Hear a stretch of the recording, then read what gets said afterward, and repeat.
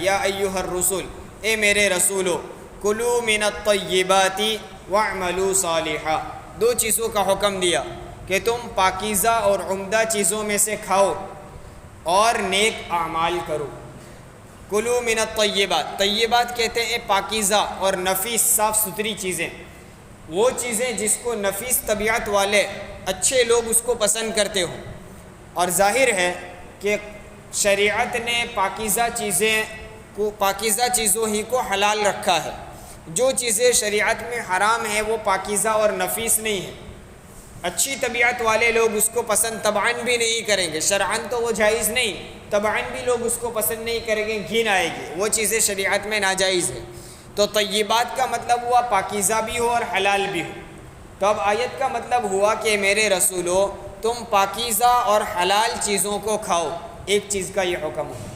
اس میں ان لوگوں پر رد بھی ہے، ان لوگوں کا انکار بھی ہے جو یوں کہا کرتے تھے کہ رسول ایسے کیسے ہو سکتا ہے کہ وہ کھاتا اور پیتا ہو، جیسا کہ گزشتہ آیتوں میں آیا، قوم کے سرداروں نے کہا یأکلوا مما تأکلون، وہ رسول انہی چیزوں کو کھاتے ہیں جس میں سے تم کھاتے ہو، ویشرب مما تشربون، اور وہ وہی پیتے ہیں جو تم پیتے ہو۔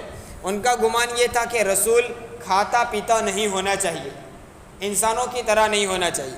اللہ کہتے ہیں ہم نے خود رسولوں کو حکم دیا، یا ایھا الرسول کلوا من الطیبات، اے میرے رسولو تم پاکیزہ اور حلال چیزوں میں سے کھاؤ۔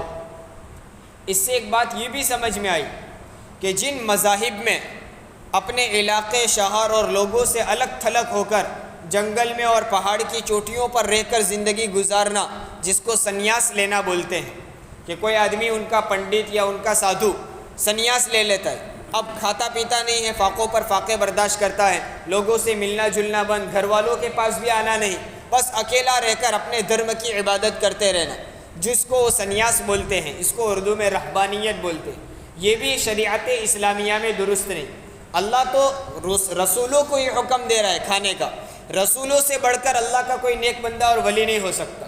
تو جب رسولوں کو کھانے پینے کا حکم ہے یعنی رہبانیت نہیں ہے، لا رہبانیت فی الاسلام، تو بہرحال اس سے یہ معلوم ہوا کہ مذہب اسلام میں رہبانیت نہیں ہے۔ یہاں تو ہم معاشرے کے ساتھ، انسانوں کے ساتھ مل جل کر رہیں گے، نکاح بھی ہوگا، شادی بیاہ بھی ہوگی، بیوی بچوں کے ساتھ رہنا، ان کی ضروریات پوری کرنا، اپنی ضروریات پوری کرنا، کھانا پینا، معاشرے میں گھل مل کر رہنا اور اس کے ساتھ عبادت کرنا، یہ اصل ہے۔